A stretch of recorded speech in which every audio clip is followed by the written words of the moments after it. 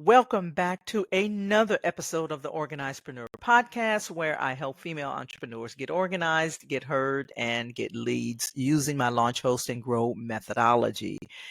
And in fact, I'm always sharing something that I believe entrepreneurs should be doing right now, either launching a podcast or getting organized or getting heard or getting leads, what have you, right? So I'm super excited about this episode today. Today's topic is the juice worth the squeeze, and talking about the real ROI of starting a podcast. And so these most primarily these episodes are based on people who submit a question about podcasting or business. And so I love doing these because these are real answers. Real people have real questions. Okay, so that's what we're doing today. So I'm your host, Eldrima Harper. And so let's kind of dive into this episode today. So, have you ever had one of those moments where you were thinking, or you were sitting at your laptop and you just had this blank document and you're thinking, do I really want to start a podcast? Or is it worth the time or the energy? Do I have enough to say? Is anybody listening? Those are some of the questions that you might be asking yourself. It definitely was one of the questions that I asked myself when I first launched my podcast back in 2013, which I pretty much share this on every episode, that my first podcast only has 12, I think it has 14 episodes. So I'm going to start saying that right now. It has 14 episodes because I did not know what I was doing. I did not have a strategy. I did not have in mind or on paper an ROI of what my podcast what was the return of investment of launching a podcast. I just like podcasting. Okay. So don't be like me, or don't be like I was back then. All right. So, but if you've ever felt that way, then my point is that you are not alone, because so many entrepreneurs that I have coached, including coaching myself, come to this exact moment, right? Like they might be on the edge of a really powerful episode and they start to question their return of investment of time, return of investment of energy, return of investment of focus, return of investment of podcasting, period. Is this really worth it? And so today we're going to be breaking that down and honestly being honest and transparent about the whole thing, and from a perspective of myself, who's launched 3 podcasts, okay? And again, based on people who asked the questions about podcasting.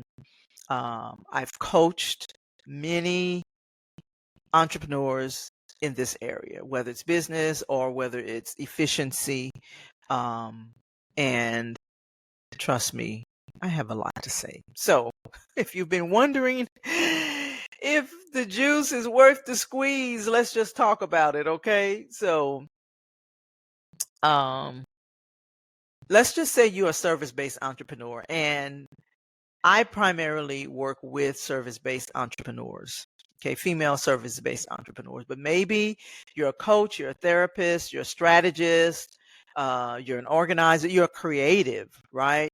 And you got clients that you love to work with, but maybe you're tired of posting all day or 5 times a day, going on Instagram, chasing trends, trying to stay relevant on social media, all of the things. I don't know about you, but I can tell you that I get tired of that. And so, and if you're wondering if all of that is even worth it, then you're in the right place, because the goal is, and I know this is what you want just as well as what I want. You want more qualified leads, right? Not just followers. You want visibility that lasts, but not fleeting TikToks. I am not on TikTok, so you'll understand all of this in just a moment. It'll all make sense.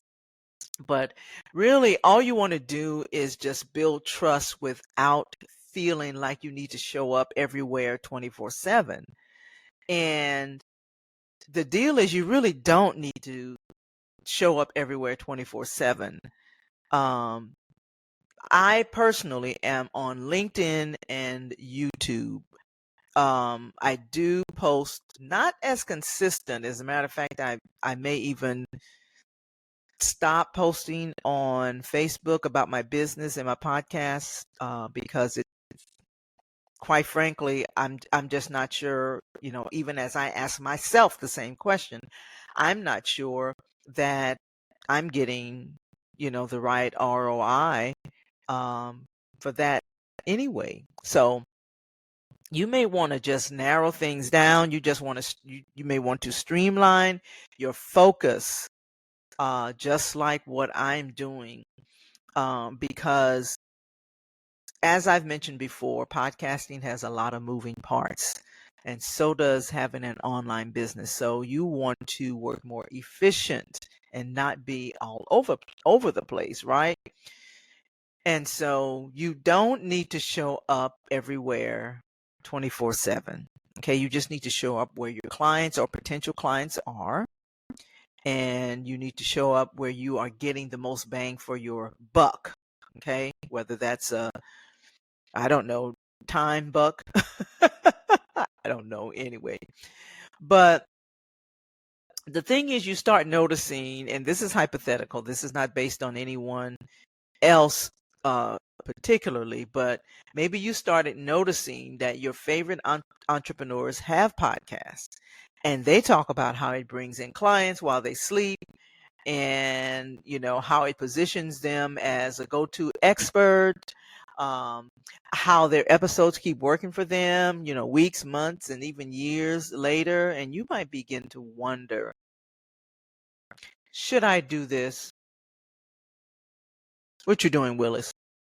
Should I do this? Will this start paying off for me?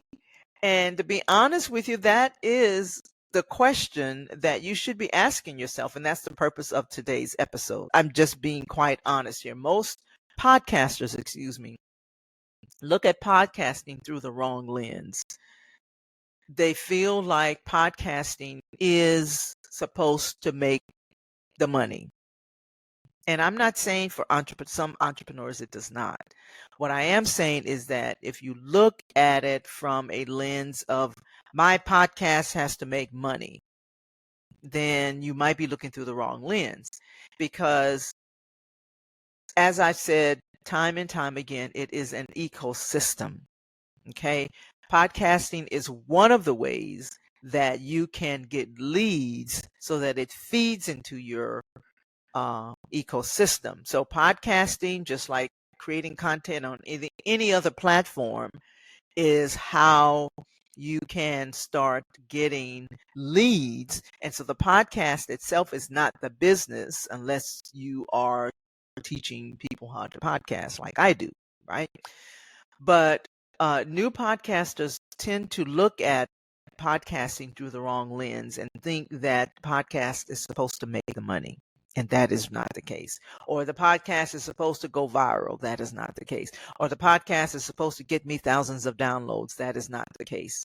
It's not always the case. But here's the OrganizedPreneur Truth. Your podcast is not the product. Okay? Your podcast is the pathway to your products. And so when you approach podcasting through that lens of strategy and not popularity, then the return on investment is undeniable. Okay, you do get an ROI. Okay, so let me just kind of break it down. I'm going to break it down through my launch, host, and grow method, and because that's where everything kind of flows from, right? So okay, and I know I keep saying that, but just like anything else, your podcast should have some components to it.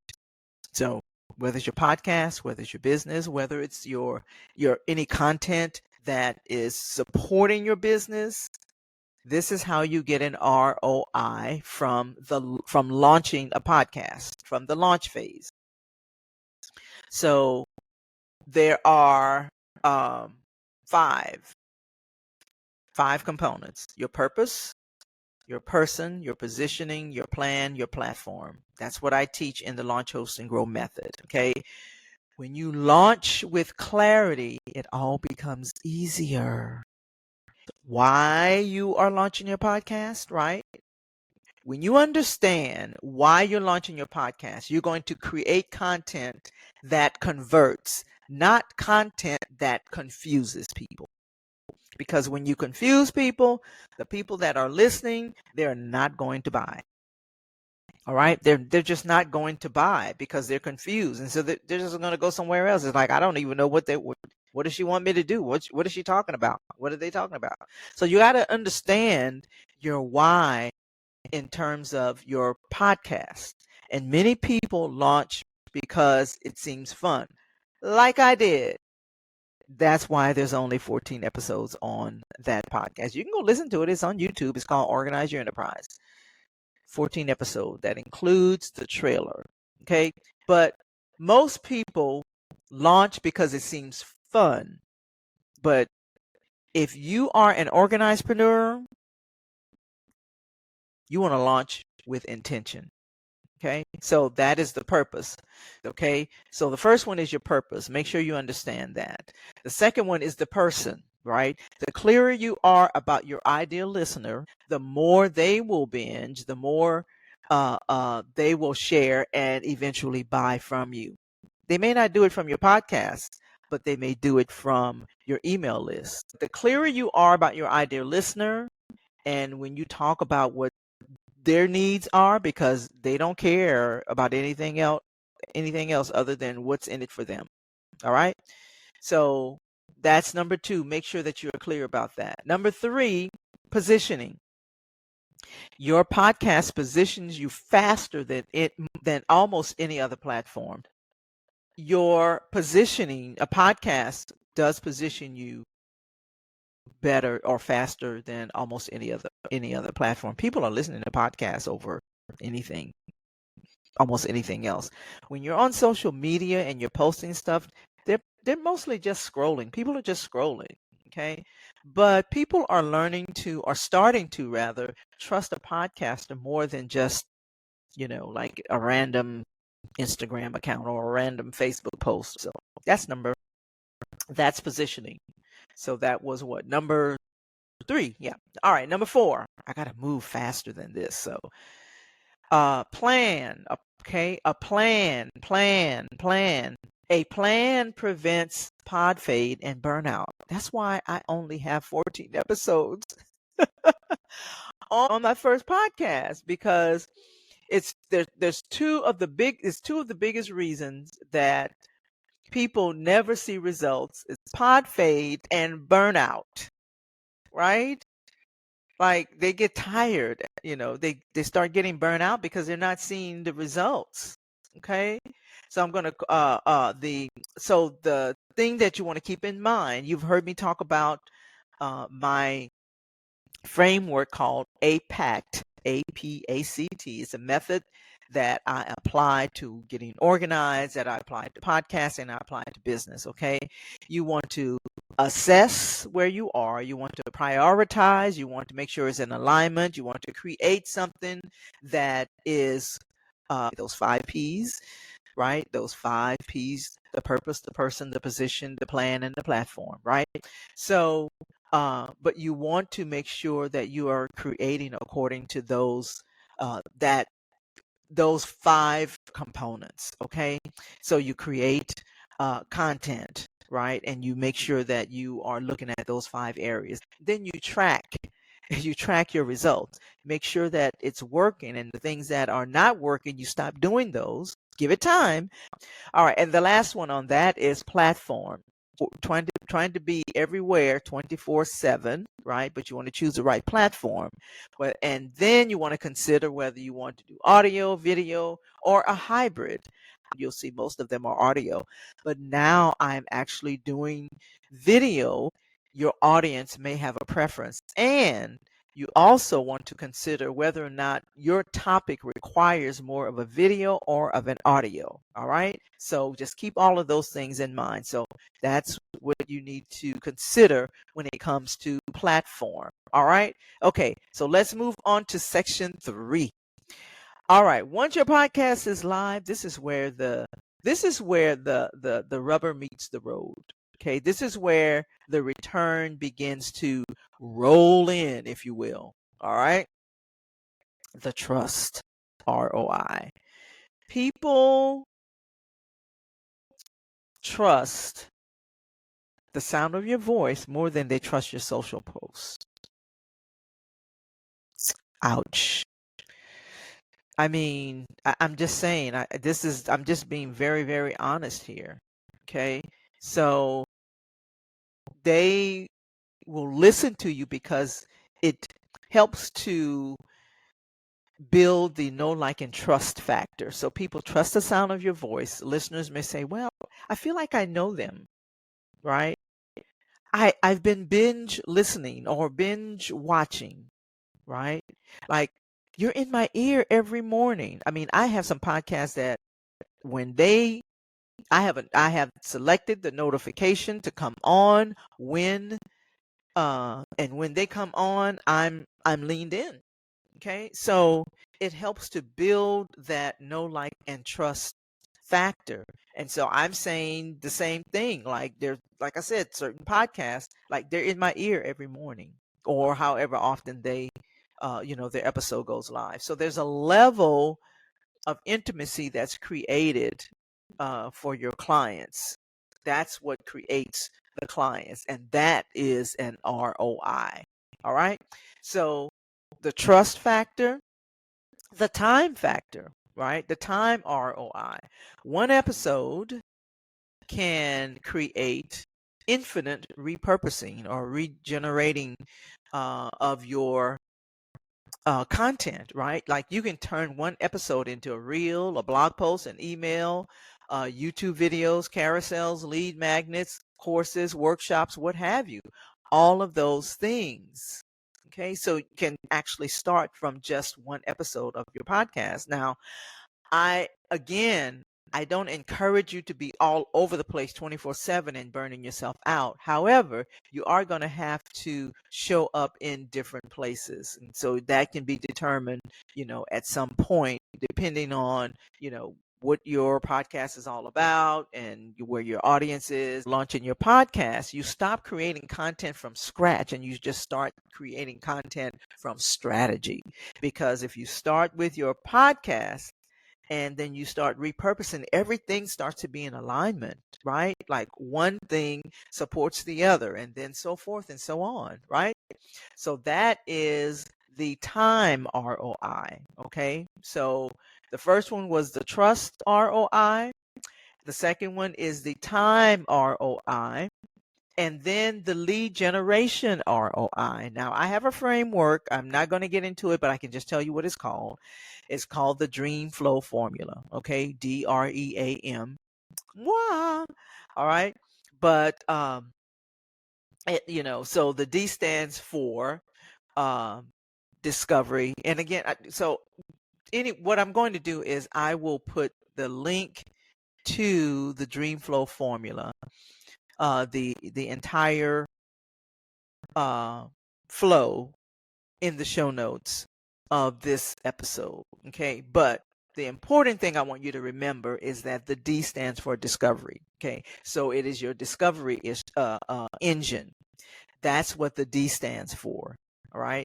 And then, but because listeners find you through AI search, they find you through Spotify, Apple, YouTube, guest features, keyword ranking, all of those things. And that's how your podcast works to bring people to you, right? So that is your lead generation ROI. So that's number 3. Number 4 is your system ROI. Okay, this is all, again, ROI stands for return of investment. So with systems and templates and workflows, podcasting becomes easier, faster, and more sustainable. And that's what you want. You want that to be a sustainable part of your ecosystem. Okay. So that's what happens when you have systems and templates and workflows and, those things, right? All right. So let's move on to the grow phase. So I talked about the launch and then the host and then the grow phase, right? That's what we're talking about now. So the grow phase is about audience monetization and scaling, right? So this is where people want to know, they want to know more about the money. Like, okay, show me the money, show me the coins, right?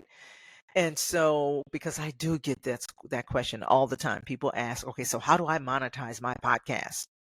How do I make money on my podcast? And most people that one of their first questions is, how do I get sponsors? That is not what you should be thinking about, in my humble opinion, when you first launch a podcast. Okay, that is not where your mind should be. Maybe it could be a long-term strategy, okay, but not immediately, right? So let's get into that. So here's how the money comes in terms of monetization. So the audience, let's just talk about the audience and the monetization and the scaling. So I'm not going to get too much into anything else, but I am going to talk about indirect monetization, because most podcasters want to make money from direct monetization, which is where people look for sponsors. Okay, I say sponsor yourself. All right, that's what I do. I sponsor myself. I don't have any sponsors. Now I do have affiliate partners and companies and organizations that I have formed a partnership with, right? But that is another way to, monetize, but we're not going to get into that right now. Okay. So let me just stay focused. Okay. So the indirect monetization shift is where most podcasters make money because of their podcast, not from their podcast, but because of their podcast. Okay. Your podcast becomes the foundation of your marketing ecosystem, because this is how you're going to convert listeners into coaching clients, consulting clients, digital product buyers, event attendees, right? We haven't talked about that, but that is a part of the launch, host, and grow, and we're not going to get into that right now. But course students, membership, excuse me, members, speaking invitations. This is where the ROI compounds. Okay, this is where it compounds. Okay, so imagine if you are charging $1,200 or so for your program, and a listener finds your show. So, right, that, trust me, that does happen, right? A listener finds your show, they binge 5 episodes, they book a call, and then they enroll. That's $1,200 from one listener, right? Without the ads, without the daily posting, without chasing trends, all of that stuff. That is ROI. Okay, that's ROI. So, and so let me bring this to a close. Okay, how about that? I'm sure I've been on here for quite a few minutes, but the reason that some podcasts don't see ROI is not because they lack talent, but because they lack strategy. No clarity, no funnel, no call to actions, no positioning, no systems, no consistency. That's why the launch, host, and grow methodology changes everything, and it works so well. Okay, so back to the topic was, so is the juice worth the squeeze? You bet. Especially when you launch with intention and when you have systems and when you grow with purpose. You got to understand how podcasting works. It works as a business engine, okay? As a business engine. So your podcast becomes your marketing, visibility, funnel, lead magnet, authority builder, connection tool, revenue amplifier, and legacy project, okay? You can build a legacy with your podcast because it's out there pretty much forever, right? So all right, so listen, if this episode has helped you to understand the real ROI of podcasting, and you're ready to take the next step, then I invite you to jump on a strategy call with me. Okay. And on that strategy call, it is complimentary. On that strategy call, we will talk about where you are now and where you're trying to go and fill in the gap. Maybe you have a podcast and you're like, I already have a podcast, so how do I create an event for it? Right. Or maybe you have an event that you do. How do I turn that into a podcast? Or maybe you have a business and you want to know, how do I launch a podcast that connects with my business, right? So if that is the case, then you want to get on a strategy call with me so that we can talk about it. It is absolutely complimentary. And I don't offer them normally. I don't offer them um, always, but I am offering them now at least until the end of, at the time of this recording, the end of 2025. And depending on how those go, I will continue, to do that. So, yeah, I hope all of that made sense. I hope you enjoyed it. I always like to leave you with a scripture, and the scripture is Proverbs 16:3 is one of my favorite scriptures. So I may have mentioned this scripture several times on several episodes, right? But the scripture is Proverbs 16:3, and it says, "Commit to the Lord whatever you do, and he will establish your plans." So remember, get organized, get heard, and get leads. That's where you want to be. I thank you for listening to this episode today, and I will see you on the next episode. Have an amazing day. Bye-bye.